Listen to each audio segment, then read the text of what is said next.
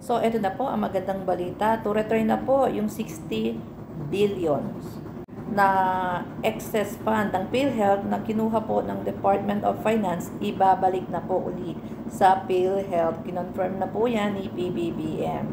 Although, kahit po hindi yan nabalik, hindi ba, naging viral po yan noong 2024 kasi hindi po nabigyan, hindi po binigyan ng subsidy ang PhilHealth. Pero pinangako ng ating Pangulo na mas paiigtingin pa, palalawakin pa, pagagandahin pa, pararamihin pa ang benefits po ng PhilHealth, which is totoo naman po, nagkatotoo, ramdam naman po namin.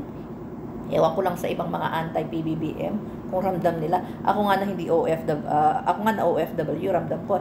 Imagine, hindi po ako member ng PhilHealth, as in never. Pero nung ako po ay nag-download ng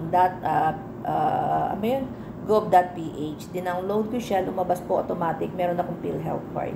So doon po sa iba nating mga kababayan na walang PhilHealth card, download niyo po yung gov.ph. So nandun po automatic, lalabas po yung mga IDs nyo, kasama na po dyan yung PhilHealth, kahit hindi kayo nagbayad, kahit hindi kayo nag-member, basta Filipino ka, meron ka pong PhilHealth. Basta hindi ka Chinese na kumuha ng birth certificate ng Pilipino at passport Philippines, wala ka.